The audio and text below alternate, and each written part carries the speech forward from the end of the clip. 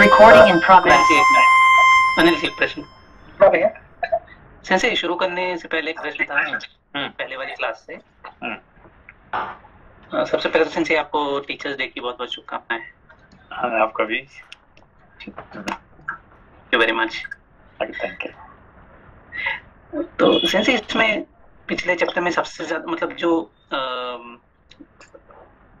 जटायु जी ने जो बताया उनका जो पूरा हायरार्की था प्रजापति, तो 5 मतलब मैंने यहाँ पे स्पेसिफिकली नोट किया कि जो ताम्रा के हैं, जो ताम्रा जो कश्यप की एक पत्नी थी, उनके 5 जो है पुत्रियां थी, क्रौंची और भासी और 3rd नंबर पे शैनी और त्राष्टी और शुकी। तो ये 5 से अलग अलग तरह के पक्षी हुए हैं। तो शुकी जो है वो नता, विनता, गरुड़ और अरुण इस तरह से उनकी है शुकी के नीचे। और जो शैनी है उनमें गीधों के पक्षी हुए हैं, मतलब गीध प्रजाति जो है वो हुई है। तो सेंसे मुझे जानना था कि अलग अलग पक्षी जो है उनका क्या क्या महत्व होता है, जैसे क्रौंची है या फिर चक्रवाक पक्षी होते हैं, इनका क्या क्या महत्व होता है? देखिए, ये जो आपने सैटरडे का क्लास ज्वाइन किया था, आपने किया था? हाँ सेंसे, थोड़ा लेट हुए थे लेकिन किया था। हाँ, तो सैटरडे क्लास में पता होगा कि सारे विश्व का एक विराट स्वरूप है। विराट स्वरूप समझा? विराट स्वरूप। तो विराट स्वरूप क्या होता है कि जो सारे उसका जो सूक्ष्म शरीर, सटल बॉडी एक होता है, ठीक है ना? तो ये सारे सटल बॉडी को मिला के उसको कहते हैं विराट पुरुष, विराट कहते हैं, ठीक है ना? तो इसको कहते हैं अग्नि स्वरूप, है कि नहीं? अग्नि। तो जैसे कि हम अग्नि में हम क्या करते हैं? आहुति देते हैं। हम कहते हैं क्या है? सूर्याय स्वाहा। सूर्या स्वाहा कह के हम क्या करते हैं? अग्नि में आहुति डालें। हम तो सूर्य को नहीं दिया, हमने किसको दिया? हमने अग्नि को दिया। और हम इसको असली में किसको दे रहे हैं? सूर्य को दे रहे हैं, है कि नहीं? तो सूर्य तो कैसे पहुंचेगा? ऐसे सारी आहुति का माध्यम अग्नि है ना, सारी आहुति जो है वो अग्नि के थ्रू पहुंचती है। क्यों? क्योंकि वो मीडिएटर है ना सेंसे। अग्नि जो है वो ये होता है, ये विराट पुरुष का मुख है कि नहीं? क्या है? मुंह होता है कि नहीं? इसलिए हमारा कोई मर जाता है तो हम क्या करते हैं? मुखाग्नि देते हैं। क्या करते हैं? मुखाग्नि। मुखाग्नि मतलब क्या है कि उनका मुख में अग्नि, अग्नि मतलब विराट, ये जो मर जाता है आदमी, वो क्या हो गया? विराट में मिल जाता है। तो विराट में मिलने से विराट उसका मुंह क्या होता है? अग्नि होता है, ठीक है ना? तो सभी देवताओं का, सारे पितरों का मुख क्या होता है? अग्नि होता है, ठीक है नहीं? तो विराट पुरुष का एक मुख है, वो अग्नि होता है, ठीक है ना? तो अग्नि में डालने से वो अपने आप पहुंच जाता है, ठीक है ना? जी, ठीक है। तो इस तरह से ये विराट का स्वरूप का ये जितने पक्षी हैं, पशु हैं, इवन कीट पतंग है, ये सब क्या है? इस सबका जरूरत है, ये हमको समझना चाहिए, है कि नहीं? जैसे कि इन्होंने सर्प यज्ञ किए, कौन? जन्मेजय ने क्या किया कि मेरा पिताजी को इस सर्प ने मार दिया, काट दिया, इसीलिए मैंने सारे सर्प को मैं ध्वंस कर दूंगा, सबको मैं मरवा दूंगा, है कि नहीं? इस तरह से सर्प यज्ञ किया है।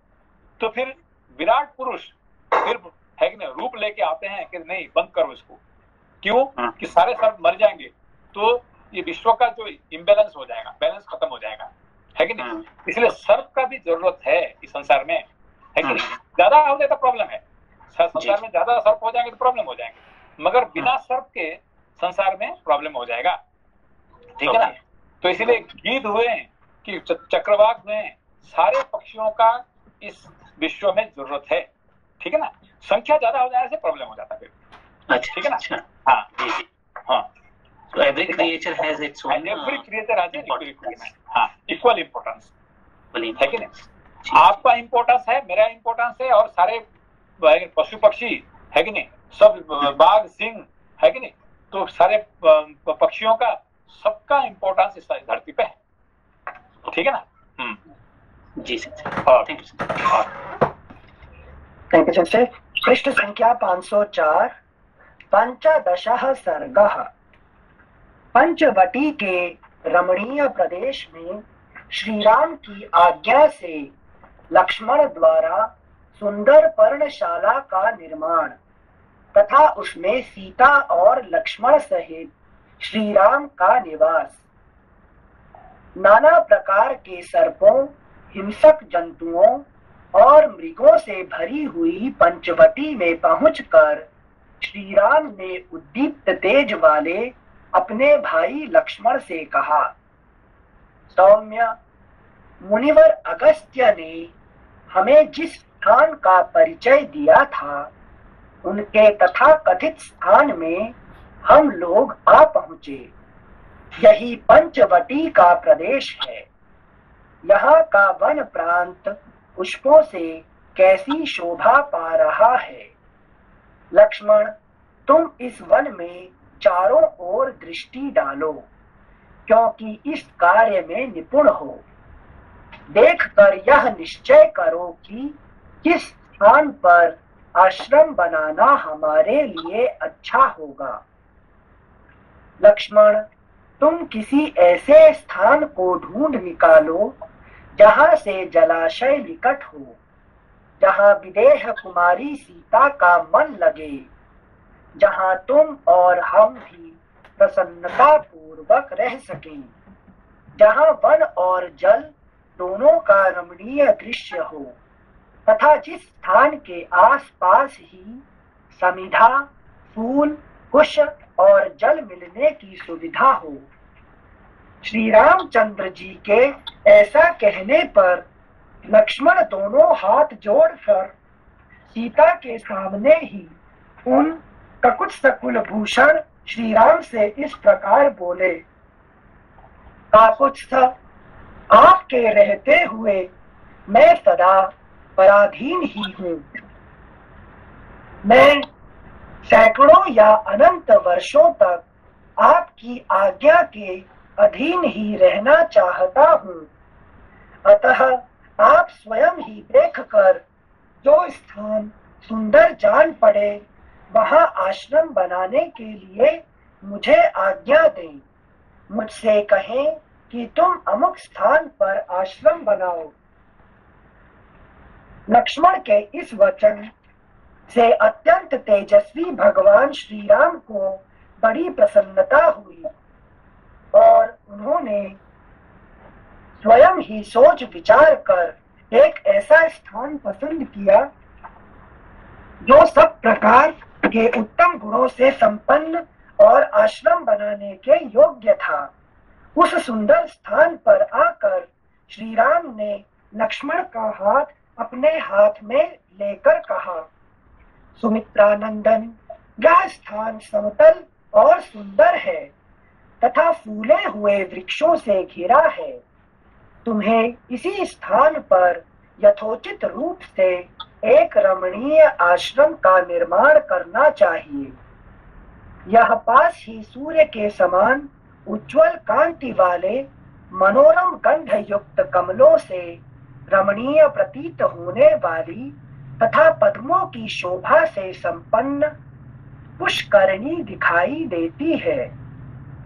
पवित्र अंतःकरण वाले अगस्त्य मुनि ने जिसके विषय में कहा था वह विकसित वृक्षावलियों से घिरी हुई रमणीय गोदावरी नदी यही है। अगला पृष्ठ 505। इसमें हंस और कारंडव आदि जल पक्षी विचर रहे हैं।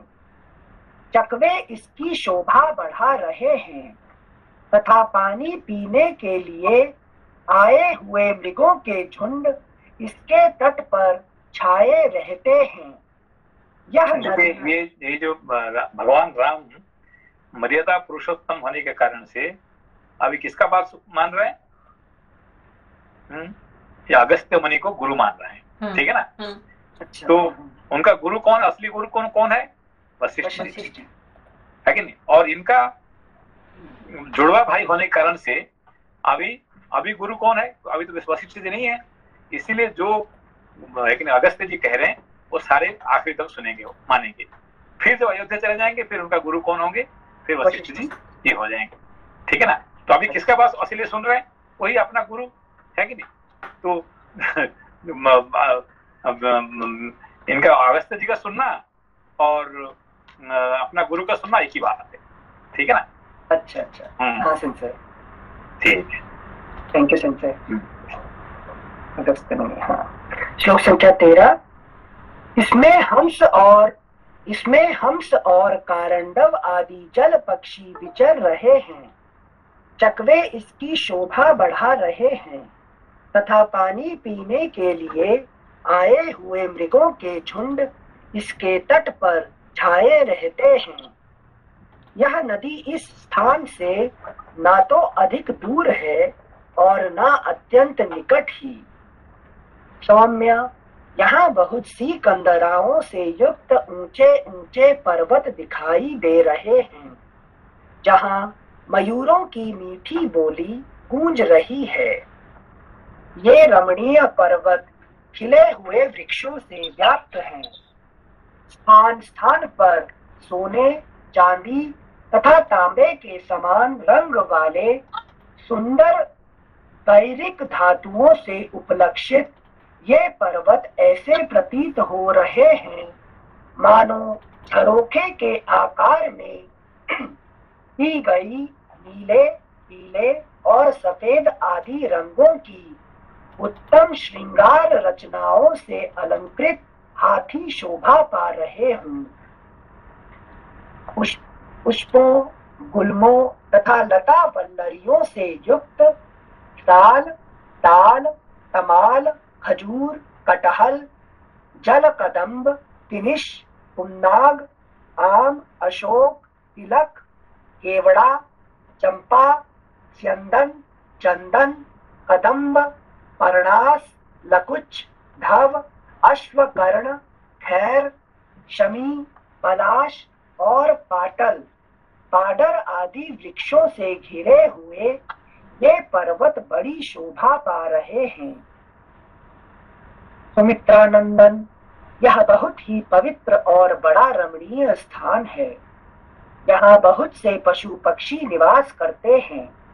हम लोग भी यहीं इन पक्षी राज जटायु के साथ रहेंगे। श्री राम के ऐसा कहने पर शत्रु वीरों का संहार करने वाले महाबली लक्ष्मण ने भाई के लिए शीघ्र ही आश्रम बनाकर तैयार किया। वह आश्रम एक अत्यंत विस्तृत पर्णशाला के रूप में बनाया गया था। महाबली लक्ष्मण ने पहले वहां मिट्टी एकत्र करके दीवार खड़ी की, फिर उसमें सुंदर एवं सुदृढ़ खंभे लगाए। खंभों के ऊपर बड़े बड़े बांस तिरछे करके रखे। बांसों के रख दिए जाने पर वह कुटी बड़ी सुंदर दिखाई देने लगी। फिर उन बांसों पर उन्होंने शमी वृक्ष की शाखाएं फैला दी और उन्हें मजबूत रस्सियों से कस कर बांध दिया।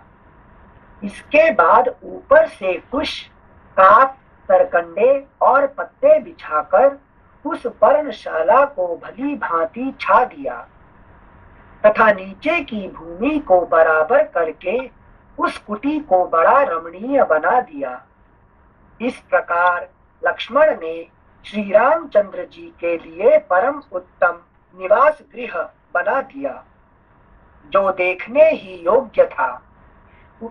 उसे तैयार करके श्रीमान लक्ष्मण ने गोदावरी नदी के तट पर जाकर तत्काल उसमें स्नान किया और कमल के फूल तथा फल लेकर वे फिर वहीं लौट आए। तदनंतर शास्त्रीय विधि के अनुसार देवताओं के लिए फूलों की बलि, उपहार सामग्री अर्पित की तथा वास्तु शांति करके उन्होंने अपना बनाया हुआ आश्रम श्री रामचंद्र जी को दिखाया। भगवान श्री राम सीता के साथ उस नए बने हुए सुंदर आश्रम को देखकर बहुत प्रसन्न हुए और कुछ काल तक उसके भीतर खड़े रहे। तत्पश्चात अत्यंत हर्ष में भरकर उन्होंने दोनों भुजाओं से लक्ष्मण को कसकर हृदय से लगा लिया और बड़े स्नेह के साथ यह बात कही। सामर्थ्यशाली लक्ष्मण, मैं तुम पर बहुत प्रसन्न हूँ। तुमने यह महान कार्य किया है, उसके लिए और कोई समुचित पुरस्कार न होने से मैंने तुम्हें गाढ़ आलिंगन प्रदान किया है। अगला पृष्ठ 506। लक्ष्मण, तुम मेरे मनोभाव को तत्काल समझ लेने वाले कृतज्ञ और धर्मज्ञ हो। लक्ष्मण, तुम मेरे मनोभाव को तत्काल समझ लेने वाले कृतज्ञ और धर्मज्ञ हो। तुम जैसे पुत्र के कारण मेरे धर्मात्मा पिता अभी मरे नहीं हैं। तुम्हारे रूप में वे अब भी जीवित ही हैं। देखिए यहाँ पे दो शब्द कहे, क्या है? कृतज्ञ और धर्मज्ञ, है कि नहीं? इसका क्या अर्थ होता है? कृतज्ञ मतलब dutifully you do what I ask, तो आप करते हैं जो मैं कहता हूँ। लेकिन वो धर्म के विरुद्ध है या धर्म के साथ में है, उसलिए दूसरा शब्द धर्मज्ञ भी आया है। नहीं, कृतज्ञ नहीं, धर्मज्ञ मतलब वही होता है कि जो धर्म को जानता है और धर्म का पालन करता है, ठीक है ना? जो धर्म को अच्छे तरह से जानते हुए पालन करता है उसको कहते हैं धर्मज्ञ, ठीक है ना? कृतज्ञ मतलब क्या होता है? थैंकफुलनेस। थैंकफुल मतलब जो भी मुझे मिला है, I am thankful for that, है कि जिंदगी में जो भी मुझे मिला है, whatever God has given to me, I am very thankful. The life itself is beautiful, है कि नहीं? ये जो इसको कहते हैं कृतज्ञ, है कि नहीं? मुझे और क्या चाहिए? जो मुझे तो नहीं चाहिए, जो मुझे what ever I not expected, everything I received from life, है कि नहीं? इसको कहते हैं कृतज्ञ, है कि नहीं? भगवान ने मुझे जो दिया है कि नहीं? मुझे जरूरत से ज्यादा दिए है, ठीक है ना? इसको धर्मज्ञ और कृतज्ञ, ये दो चीज जो है, ये लक्ष्मण का जिंदगी में, शेषनाग का जिंदगी का सबसे बड़ा इंपॉर्टेंट पॉइंट है। He is always ready to continue the dharma and he is always thankfulness, है कि नहीं? अच्छा, जैसे थैंकफुलनेस मतलब सेटिस्फाइड है जो कुछ मिला है, जो कुछ मिला है आई एम हैप्पी, है कि नहीं? इसीलिए उन्होंने क्या मांगे थे भगवान को कि मुझे 1000 मुख दे देना। Only what I want 1000 why? so that I can chant Vishnu Sahasranama in one time, है कि नहीं? मुझे 1 घंटा नहीं चाहिए मुझे, है कि नहीं? एक बार में मुझे विष्णु सहस्रनाम पूरा करना है कि नहीं? 1000, है कि नहीं? भगवान का 1000 नाम एक साथ में ये करना चाहता हूँ, ठीक है ना? ठीक है, कृतज्ञ धर्मज्ञ, ये हमारा जिंदगी का मकसद होना चाहिए, कृतज्ञ और धर्मज्ञ। दोनों में से बैलेंस करना इज डिफिकल्ट। जो नहीं व्हाटएवर नहीं, अभी देखिए बात है कि how many times you have studied Ramayan? First time, है कि नहीं? ऐसा तो आप रामायण का ऑलरेडी ड्रामा दिखा हुआ है, नहीं, that you have to forget now. When you study Ramayan scripture, पहले आपने जितने बार पढ़े हैं, सुने हैं, सब भूल जाओ, है कि नहीं? स्टार्ट अब फ्रेश, है कि नहीं? ये हम जिंदगी में पहली बार रामायण पढ़ रहे हैं, है कि नहीं? समझ में आया? यस, हम जब भी हम गीता पढ़ते हैं, जो पढ़ते हैं, तो हम फर्स्ट टाइम रीडिंग, तो लोपा जी बोलती है यार ये क्या, आप तो अभी तो 2 दिन पहले पढ़े थे। नहीं, हम जब भी पढ़ते हैं हम फर्स्ट टाइम पढ़ते हैं, है कि नहीं? पहले का मेमोरी लेके आएंगे तो ये बार पढ़ना, है कि नहीं, वो गलत हो जाता है, ठीक है ना? अच्छा, दैट इज कृतज्ञ, मतलब जब कृतज्ञ ऑलवेज। ओके, सेंसे में 3 साल ये भ्रम में रहा कि मैं आपको महाभारत पढ़ा रही हूँ, या आपको कुछ भी पता नहीं है, मैं ही आके पढ़ा रही हूँ। 3 साल भ्रम में जीती मैंने। बाद में देखा तो आपको सब कुछ पता है, आप कुछ पता ही नहीं दिया देने चला मुझे। नहीं, जब भी पढ़ते हैं, I am reading for the first time, है कि नहीं? तो हमेशा फर्स्ट टाइम, जो भी मैं कर रहा हूँ पहली बार कर रहा हूँ, ऐसे भावना लेके आपको करना चाहिए, ठीक है? Thank you sir. संक्षेप रामायण में जब वाल्मीकि जी पूछते हैं, वो उनका प्रश्न रहता है कि धर्मज्ञश्च कृतज्ञश्च सत्य। Very good. तो धर्मज्ञश्च कृतज्ञश्च, है कि नहीं? कौन संसार में सबसे बड़ा धर्मज्ञ है और कौन संसार में सबसे बड़ा कृतज्ञ है, ये भगवान राम है कि नहीं? ये वाल्मीकि जी का प्रश्न नारद जी को कहते हैं, कौन अस्ति? याद है श्लोक जी? तपस्वाध्याय निरतम तपस्वी वाग्वितांबरं नारदं परिपप्रच्छ वाल्मीकिर्मुनि पुंगवम् कोनस्मिन् साम्प्रतं लोके गुणवान् कश्च वीर्यवान् धर्मज्ञश्च कृतज्ञश्च सत्यवाक्यो दृढव्रतः। Very good. जब आप पहले बार पढ़ रहे थे तो आपको हम याद किए थे, आपको आप नहीं थे उस दिन, है कि नहीं? I see. Okay, can you chant that? जी। तपस्वाध्याय निरतं तपस्वी वाग्विदाम्बरं नारदं परिपप्रच्छ वाल्मीकिर्मुनिपुङ्गवम् कोनस्मिन् साम्प्रतं लोके गुणवान् कश्च वीर्यवान् धर्मज्ञश्च कृतज्ञश्च सत्यवाक्यो दृढव्रतः चारित्रेण च को युक्तः सर्वभूतेषु को हितः विद्वान् कः समर्थश्च कश्चैकप्रियदर्शनः आत्मावान्। जी, very good. This is the real way of chanting Valmiki Ramayana. You only taught us. Thank you. No. Okay. This is the first time. This is the first time. This is the way of chanting the Valmiki Ramayana. ठीक है? Thank you, Sensei. Thank you, Shirisha ji. Okay.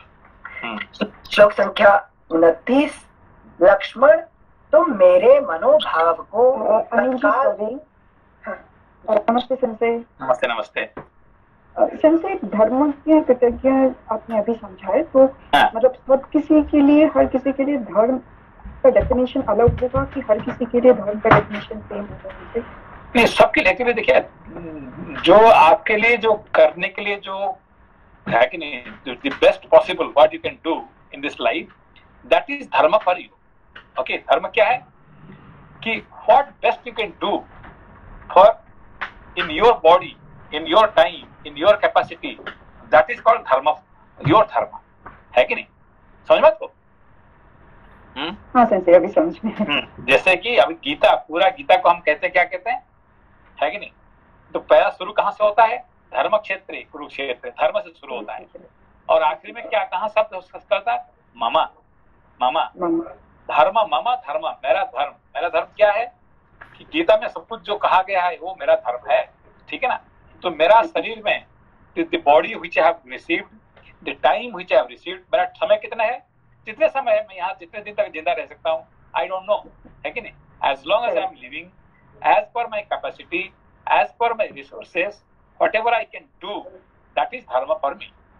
Okay, तो उसमें से मैं कृतज्ञ रह सकता हूँ। Yes, I am thankful. जो भी मुझे मिला है, कि आपको जितने पैसा मिला है ज्यादा मिला कि कम मिला, नहीं, जितने जरूरत है उससे ज्यादा ही मिला। हमको क्या कहना चाहिए? Yes, whatever I needed, God has given much more than that, है कि नहीं? खाना क्या मिला है? मेरा जरूरत से ज्यादा ही मिला, है कि नहीं? तो जो कुछ मिला है मुझे, भगवान ने मुझे जरूरत से ज्यादा दिए हैं, बस इसको कहते हैं कृतज्ञ, ठीक है ना? और क्या, देखिए अभी तक मुझे कोरोना नहीं हुआ है, लोग रोज हम कोरोना लोग मर रहे हैं, भाई भगवान मरने का क्या बात, हम कभी हुआ ही नहीं है, उसका मतलब हम कितने थैंकफुल है कि नहीं? अभी 2 साल हो गया, इतने लोग मर गए, इतने लोग ये हो गए, इतने परिश्रम लोग ये हो रहे हैं, और आज तक मुझे, है कि नहीं, कुछ नहीं हुआ। उसका मतलब क्या, हाउ मच थैंकफुल है कि नहीं? पता नहीं, कल की बात पता नहीं है, आज तक तो हुआ नहीं है ना, ठीक है ना, है कि नहीं? तो इस तरह से ना, everything what I have received, that is I am very thankful, इसको कहते हैं कृतज्ञ, ठीक है ना? धन्यवाद सेंसे। Thank you sensei. श्लोक संख्या 29। लक्ष्मण, तुम मेरे मनोभाव को तत्काल समझ लेने वाले कृतज्ञ और धर्मज्ञ हो। तुम जैसे पुत्र के कारण मेरे धर्मात्मा पिता अभी मरे नहीं हैं, तुम्हारे रूप में वे अब भी जीवित ही हैं। लक्ष्मण से ऐसा कहकर अपनी शोभा का विस्तार करने वाले सुखी श्री रामचंद्र जी प्रचुर फलों से संपन्न उस पंचवटी प्रदेश में सबके साथ सुख पूर्वक रहने लगे। सीता और लक्ष्मण से सेवित हो धर्मात्मा श्री राम कुछ काल तक वहां उसी प्रकार रहे जैसे स्वर्ग लोक में देवता निवास करते हैं। इस प्रकार श्री वाल्मीकि निर्मित आर्ष रामायण आदि काव्य के अरण्य कांड में 15वां सर्ग पूरा हुआ।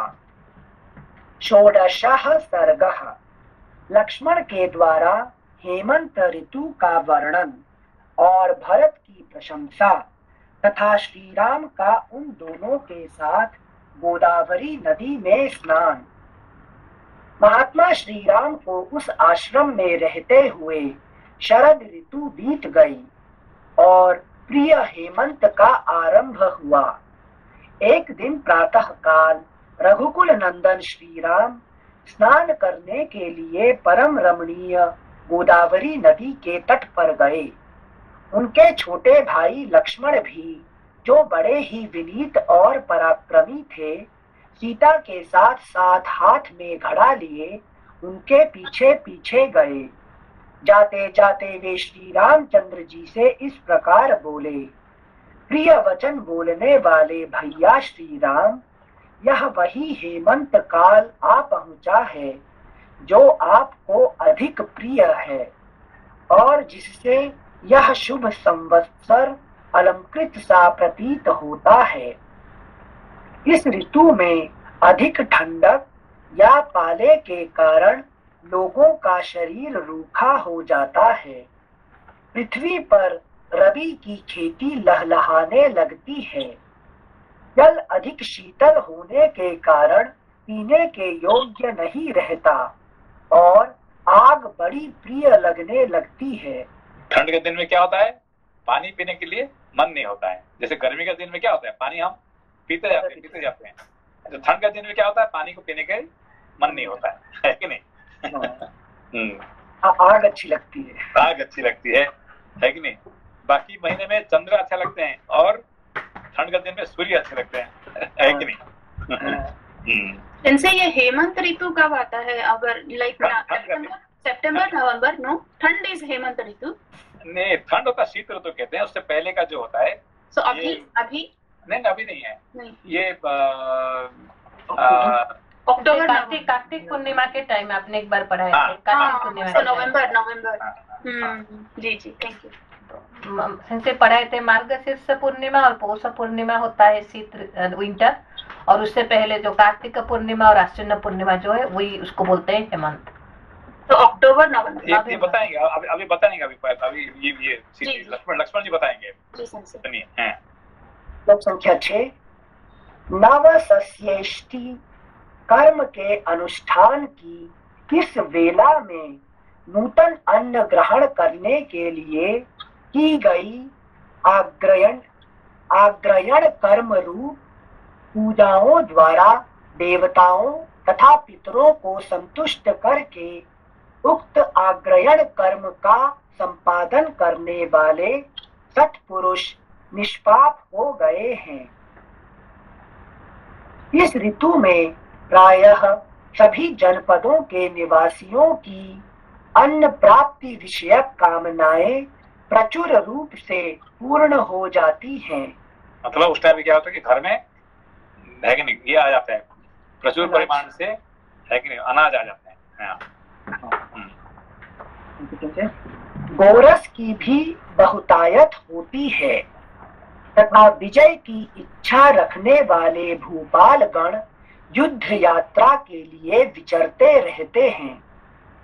युद्ध यात्रा मतलब फाइट के लिए ढूंढते हैं, क्योंकि उस टाइम पे सब अनाज आ जाते हैं, सब पैसा भी आ जाते हैं, इसीलिए लोग लड़ाई करने क्षेत्र निकलते हैं क्योंकि ज्यादा मिल जाएगा उनको। अच्छा। Thank you Sanjay. श्लोक संख्या 8। सूर्य देव इन दिनों यम सेवित दक्षिण दिशा का दृढ़ता पूर्वक सेवन करने लगे हैं। दक्षिणायन तो क्या है, दक्षिणायन है, ठीक है ना? अच्छा, सूर्यदेव दक्षिणायन हो जाते हैं। इसलिए उत्तर दिशा सिंदूर बिंदु से वंचित हुई नारी की भांति सुशोभित या प्रकाशित नहीं हो रही है। हिमालय पर्वत तो स्वभाव से ही घनीभूत हिम के खजाने से भरा पूरा होता है, परंतु इस समय सूर्य देव भी दक्षिणायन में चले जाने के कारण उससे दूर हो गए हैं अतः अब अधिक हिम के संचय से संपन्न होकर हिमवान गिरी स्पष्ट ही अपने नाम को सार्थक कर रहा है। मध्याह्न काल में धूप का स्पर्श होने से हेमंत के सुखमय दिन अत्यंत सुख से इधर उधर विचरने के योग्य होते हैं। इन दिनों सुसेव्य होने के कारण सूर्य देव सौभाग्यशाली जान पड़ते हैं और सेवन के योग्य न होने के कारण छाह तथा जल अभागे प्रतीत होते हैं। अगला पृष्ठ 507। आजकल के दिन ऐसे हैं कि सूर्य की किरणों का स्पर्श कोमल प्रिय जान पड़ता है, कुहासे अधिक पड़ते हैं, सर्दी सबल होती है, कड़ाके का जाड़ा पड़ने लगता है, साथ ही ठंडी हवा चलती रहती है। पाला पड़ने से पत्तों के झड़ जाने के कारण जंगल सूने दिखाई देते हैं और हिम के स्पर्श से कमल गल जाते हैं। इस हेमंत काल में रातें बड़ी होने लगती हैं, इनमें सर्दी बहुत बढ़ जाती है, खुले आकाश में कोई नहीं सोते हैं।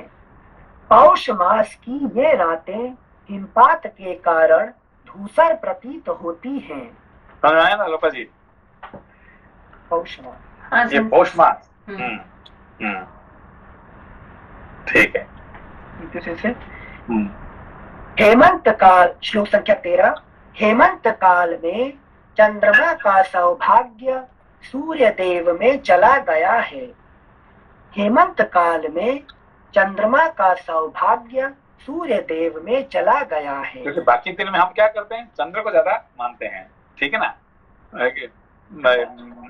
लोग रात में घूमने के लिए पसंद करते हैं, है कि नहीं। मगर ठंड का दिन में रात को कोई पसंद नहीं करता, दिन में पसंद करते हैं सब लोग, सूर्य को चला जाता है, ठीक है ना। श्लोक संख्या 13। हेमंत काल में चंद्रमा का सौभाग्य सूर्य देव में चला गया है। चंद्रमा सर्दी के कारण असेव्य और सूर्य मंद रश्मि होने के कारण सेव्य हो गए हैं। चंद्रमंडल हिमकणों से आच्छन्न होकर धूमिल जान पड़ता है, अतः चंद्रदेव निश्वास वायु से मलिन हुए दर्पण की भांति प्रकाशित नहीं हो रहे हैं। इन दिनों पूर्णिमा की चांदनी रात भी तुहिन बिंदुओं से मलिन दिखाई देती है, प्रकाशित नहीं होती है। ठीक उसी तरह जैसे सीता अधिक धूप लगने से सांवली सी दिखती है, पूर्ववत शोभा नहीं पाती।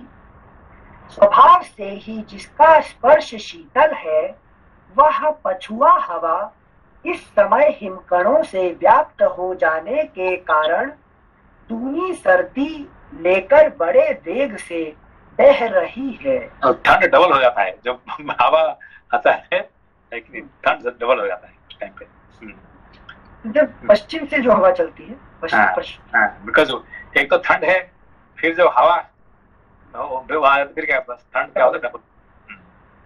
Thank you. श्लोक संख्या 16। जौ और गेहूं के खेतों से युक्त ये बहुसंख्यक वन भाप से ढके हुए हैं तथा क्रौंच और सारस इनमें कलरव कर रहे हैं। सूर्योदय काल में इन वनों की बड़ी शोभा हो रही है। ये सुनहरे रंग के जड़हन धान खजूर के फूल के से आकार वाली बालों से, जिनमें चावल भरे हुए हैं, कुछ लटक गए हैं। इन बालों के कारण इनकी बड़ी शोभा होती है। कुहासे से ढकी और फैलती हुई किरणों से उपलक्षित होने वाले दूरोदित सूर्य चंद्रमा के समान दिखाई देते हैं। इस समय अधिक लाल और कुछ कुछ श्वेत पीत वर्ण की धूप पृथ्वी पर फैलकर शोभा पा रही है। पूर्वाह्न काल में तो कुछ इसका बल जान ही नहीं पड़ता है, परंतु मध्याह्न काल में इसके स्पर्श से सुख का अनुभव होता है। ओस की बूंदे पड़ने से जहाँ की घास से कुछ कुछ भीगी हुई जहाँ की घासें कुछ कुछ भीगी हुई जान पड़ती है, वह वन भूमि नवोदित सूर्य की धूप का प्रवेश होने से अद्भुत शोभा पा रही है। यह जंगली हाथी बहुत प्यासा हुआ है। यह सुखपूर्वक प्यास बुझाने के लिए अत्यंत शीतल जल का स्पर्श तो करता है, किंतु उसकी ठंडक असह्य होने के कारण अपनी सूंड को तुरंत ही सिकोड़ लेता है। ये जलचर पक्षी जल के पास ही बैठे हैं, परंतु जैसे डरपोक मनुष्य युद्ध भूमि में प्रवेश नहीं करते हैं, उसी प्रकार ये पानी में नहीं उतर रहे हैं। कितने अच्छा एग्जाम्पल दे रहे हैं, ठीक है ना। ठंडी में जब नहाने का टाइम आता है गीजर का हम लोग तो गर्म पानी में भी नहा लेते हैं, तो ठंडे पानी में नहाने से गंगा में जाके नहाओ तो फिर क्या होता है। पिताजी की याद आई। श्लोक संख्या 22। ये जलचर पक्षी जल के पास ही बैठे हैं, परंतु जैसे डरपोक मनुष्य युद्ध भूमि में प्रवेश नहीं करते हैं, उसी प्रकार ये पानी में नहीं उतर रहे हैं। रात में ओस बिंदुओं और अंधकार से आच्छादित तथा प्रातः काल कुहासे के अंधेरे से ढकी हुई ये पुष्पहीन वन श्रेणियां सोई हुई सी दिखाई देती हैं।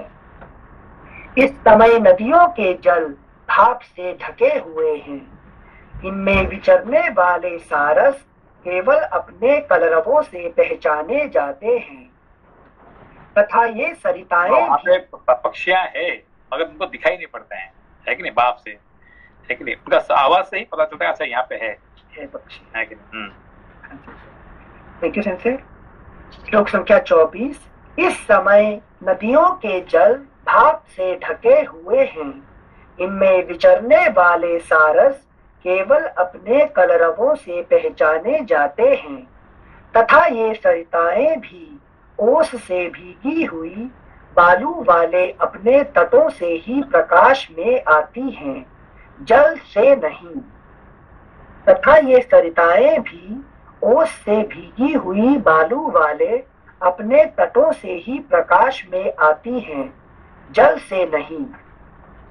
बर्फ पड़ने से और सूर्य की किरणों के मंद होने से अधिक सर्दी के कारण इन दिनों पर्वत के शिखर पर पड़ा हुआ जल भी प्रायः स्वादिष्ट प्रतीत होता है। अभी तो वर्णन कर, क्या वर्णन कर रहे हैं?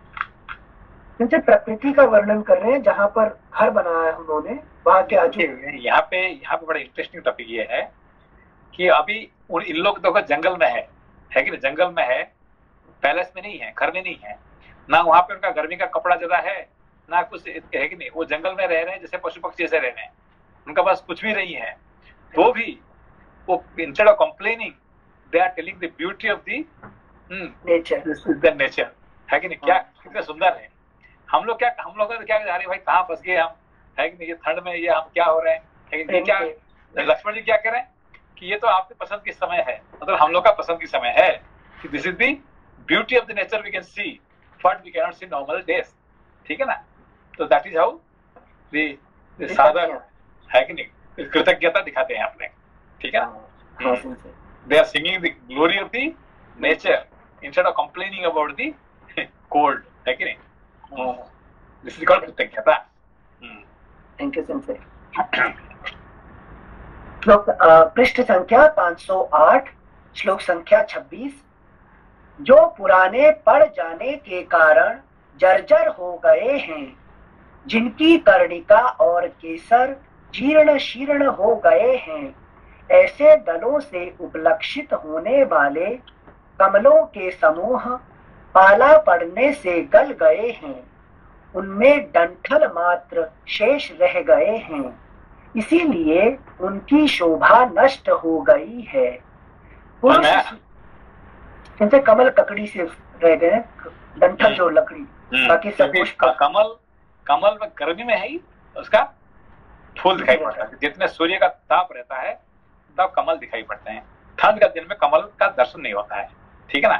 तो उसका वर्णन कर रहे हैं। जैसे हम जाएंगे सर्दी में तो कमल की डंडी तो छोड़ो, खुद के शरीर में लगे रहेंगे। श्लोक संख्या 27। पुरुष सिंह श्री राम, इस समय धर्मात्मा भरत आपके लिए बहुत दुखी हैं।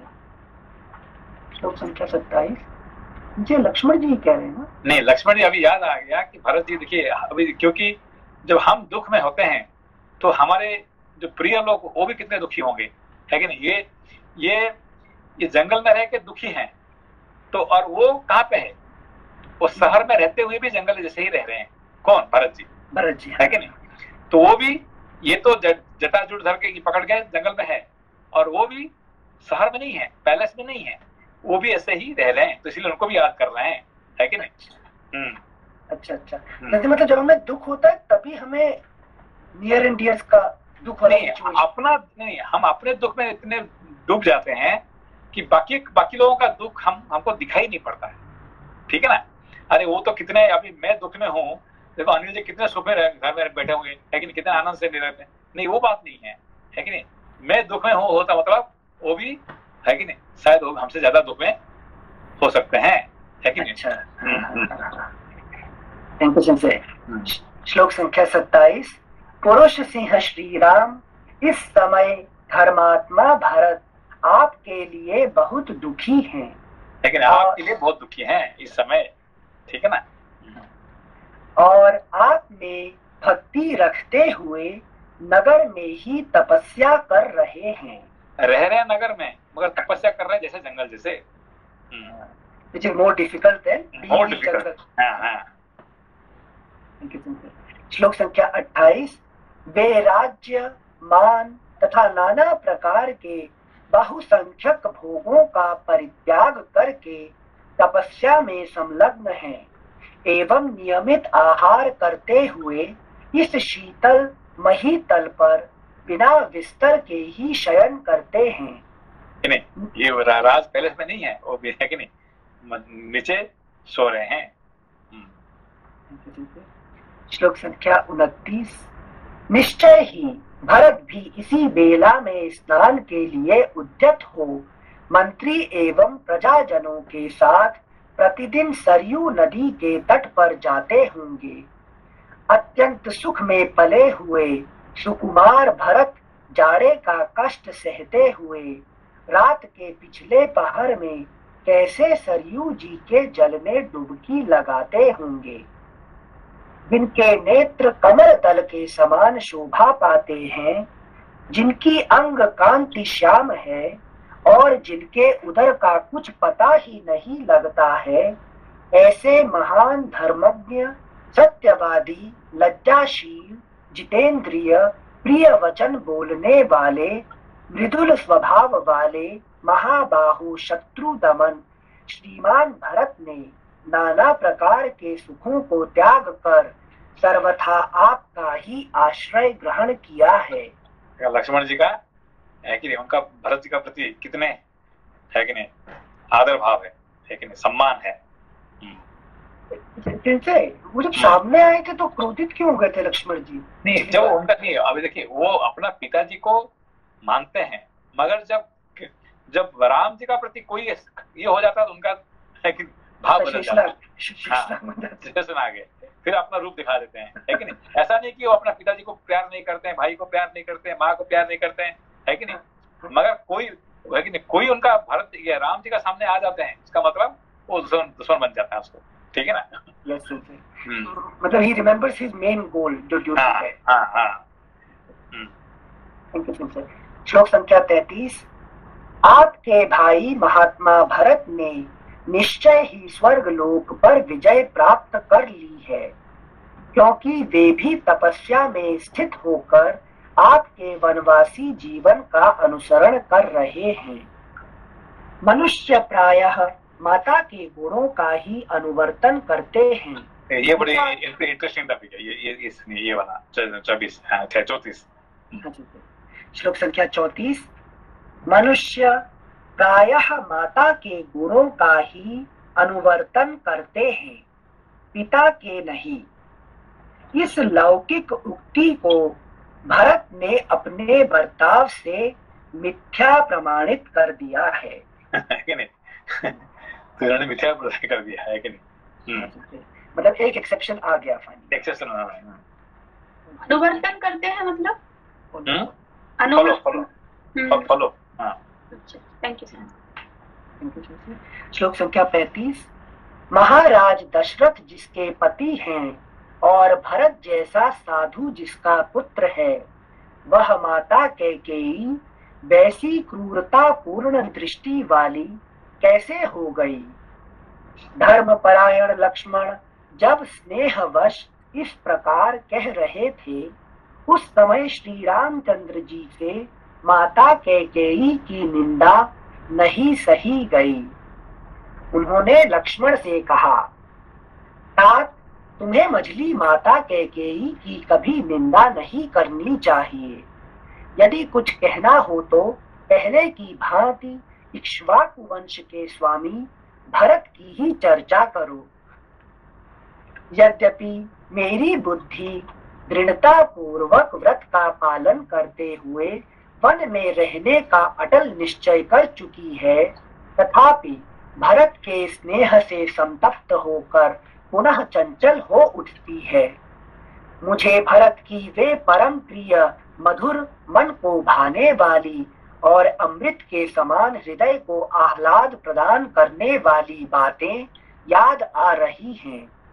रघुकुल नंदन लक्ष्मण, कब वह दिन आएगा जब मैं तुम्हारे साथ चलकर महात्मा भरत और वीरवर शत्रुघ्न से मिलूंगा। इस प्रकार विलाप करते हुए ककुत्स्थ कुलभूषण भगवान श्री राम ने लक्ष्मण और सीता के साथ गोदावरी नदी के तट पर जाकर स्नान किया। वहां स्नान करके उन्होंने गोदावरी के जल से देवताओं, अगला पृष्ठ 509, और पितरों का तर्पण किया। श्लोक संख्या 42 पर फिर से पढ़ें। वहां स्नान करके उन्होंने गोदावरी के जल से देवताओं और पितरों का तर्पण किया। तदनंतर जब सूर्योदय हुआ, तब वे तीनों निष्पाप व्यक्ति भगवान सूर्य का उपस्थान करके अन्य देवताओं की भी स्तुति करने लगे। सीता और लक्ष्मण के साथ स्नान करके भगवान श्री राम सेंसे ये जो 36 में है, भरत जी के बारे में बात करते करते जब लक्ष्मण जी कैकेयी के बारे में बोलने लगे, तो भगवान राम ने बिल्कुल टॉपिक चेंज कर दिया वहां पे कि डोंट टॉक अबाउट दैट। तो सेंसे मतलब भगवान की ये स्पेशलिटी है कि he doesn't want to go to any of the topic which is. नहीं, ऐसा नहीं। अभी सुबह सुबह किसी का बुराई क्यों करें? अभी क्या है, सुबह सुबह अर्ली मॉर्निंग अब किसका भलाई करेंगे तो आपको है, किसका अच्छे गुण कहेंगे तो आपको अच्छे गुण आएगा, है कि नहीं? सुबह सुबह किसी का बुरा गुण कह के फिर अपना टाइम क्यों वेस्ट कर रहे हैं, है कि नहीं? जो है वही है, तो है ना, why should we waste our time and energy talking about somebody's wrong thing, ठीक है ना? हाँ जी सेंसे। हाँ थैंक यू सेंसे। श्लोक संख्या 43। सीता और लक्ष्मण के साथ स्नान करके भगवान श्री राम उसी प्रकार शोभा पाने लगे जैसे पर्वत राजपुत्री उमा और नंदी के साथ गंगा जी में अवगाहन करके भगवान रुद्र सुशोभित होते हैं। सीता और लक्ष्मण के साथ स्नान करके भगवान श्री राम उसी प्रकार शोभा पाने लगे जैसे पर्वत राजपुत्री उमा और नंदी के साथ गंगा जी में अवगाहन करके भगवान रुद्र सुशोभित होते हैं। कितना अच्छा एग्जाम्पल दिया है कि नहीं? भगवान शिव गंगा स्नान करके जो नंदी और पार्वती साथ आते हैं, ऐसे ही लगते हैं। Thank you sir. इस प्रकार श्री वाल्मीकि निर्मित आर्ष रामायण आदि काव्य के अरण्य कांड में 16वां सर्ग पूरा हुआ। से ये जो लास्ट वर्ष बोल रहे हैं कि भगवान शिव जी गंगा स्नान करके नंदी और पार्वती जी के साथ आते हैं, तो इसका मीनिंग है कि शिव जी मतलब कि ज्ञान में स्नान करके और नंदी और धर्म और अभी जो बात चल रहा है सब कुछ बात कब चल रहा है, जब गोदावरी में स्नान करने के लिए जा रहे हैं, है कि नहीं, स्नान करके आ रहे हैं, तब की बात है अभी, ठीक है ना, क्योंकि अभी ठंड सुबह है, बहुत ठंड है कि नहीं, अभी तो सूर्योदय नहीं हुआ है कि नहीं, 3:30 बजे, है कि नहीं, तो उस टाइम पर स्नान करके आ रहे हैं, तो तब ये सब बात चल रहा है, ठीक है ना, जो देख रहे हैं जंगल में, जो देख रहे हैं, लेकिन जो ये सब तो उनको याद आ रहे हैं। कैसे याद आ रहे हैं? जैसे कि महादेव पार्वती और नंदी के साथ गंगा में स्नान करके आ रहे हैं, ऐसे ही वो लग रहे हैं उनको, है कि नहीं। Thank you sir. सप्तदशः सर्गः। श्री राम के आश्रम में शूर्पणखा का आना, उनका परिचय जानना और अपना परिचय देकर उनसे अपने को भार्या के रूप में ग्रहण करने के लिए अनुरोध करना। तो यहाँ से फिर टॉपिक बदल गया, है कि नहीं। अभी तो ये जो बीच में जो टॉपिक था, ये क्या है कि टूर, है कि नहीं, ये एक प्लेटफॉर्म बन रहा था, ठीक है ना। अभी यहाँ से बिल्कुल बदल रहा है कहानी, ठीक है ना। हाँ जैसे मतलब पंचवटी में जो घर लिया है, जो राम जी का उद्देश्य था, वो अब से पूरा होगा, राक्षस लोग आने लग जाएंगे, विजिट करेंगे। हाँ, ठीक है ना, आपसे जो है पूरा, है कि रामायण का कहानी पूरा बदल रहा है। अच्छा, थैंक यू सर। सप्तदशः सर्गः। श्री राम के आश्रम में शूर्पणखा का आना, उनका परिचय जानना और अपना परिचय देकर उनसे अपने को भार्या के रूप में ग्रहण करने के लिए अनुरोध करना। स्नान करके श्री राम, लक्ष्मण और सीता तीनों ही उस गोदावरी तट से अपने आश्रम में लौट आए। उस आश्रम में आकर लक्ष्मण सहित श्री राम ने पूर्वाह्न काल के होम पूजन आदि कार्य पूर्ण किए। फिर वे दोनों भाई पर्णशाला में आकर बैठे। वहां सीता के साथ वे सुख पूर्वक रहने लगे। उन दिनों बड़े बड़े ऋषि मुनि आकर वहां उनका सत्कार करते थे। पर्णशाला में सीता के साथ बैठे हुए महाबाहु श्री रामचंद्र जी चित्रा के साथ विराजमान चंद्रमा की भांति शोभा पा रहे थे।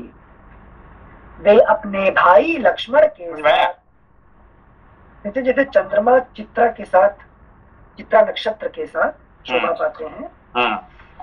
बेसिकली क्या है, किसके साथ? चंद्रमा का है कि रेवती नहीं, रोहिणी का ज्यादा कंपेयर आता है कि नहीं। अभी क्या आपके चित्रा की बात कर रहे हैं, है कि नहीं।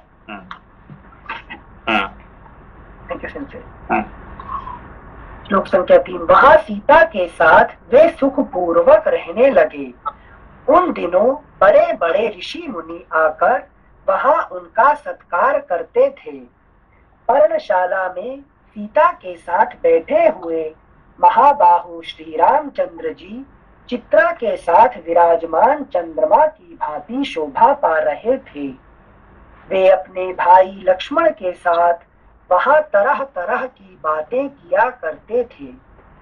उस समय जबकि श्री रामचंद्र जी लक्ष्मण के साथ बातचीत में लगे हुए थे, एक राक्षसी अकस्मात उस स्थान पर आ पहुंची। वह दशमुख राक्षस रावण की बहन शूर्पणखा थी। उसने वहां आकर देवताओं के समान मनोहर रूप वाले श्री रामचंद्र जी को देखा। उनका मुख तेजस्वी, भुजाएं बड़ी बड़ी और नेत्र प्रफुल्ल कमल दल के समान विशाल एवं सुंदर थे। वे हाथी के समान मंद गति से चलते थे। उन्होंने मस्तक पर जटा मंडल धारण कर रखा था। परम सुकुमार, महान बलशाली, राजोचित लक्षणों से युक्त, नील कमल के समान श्याम कांति से सुशोभित, कामदेव के सदृश सौंदर्यशाली तथा इंद्र के समान तेजस्वी श्री राम को देखते ही वह राक्षसी काम से मोहित हो गई। श्री राम का मुख सुंदर था और शूर्पणखा का मुख बहुत ही भद्दा एवं कुरूप था। उनका मध्य भाग कटी प्रदेश और उदर क्षीण था, किंतु शूर्पणखा बेडौल लंबे पेट वाली थी। श्री राम की आंखें बड़ी बड़ी होने के कारण मनोहर थी, परंतु उस राक्षसी के नेत्र कुरूप और डरावने थे। श्री रघुनाथ जी के केश चिकने और सुंदर थे, परंतु उस निशाचरी के सिर के बाल तांबे जैसे लाल थे। श्री राम का रूप बड़ा प्यारा लगता था, किंतु शूर्पणखा का रूप बीभत्स और विकराल था।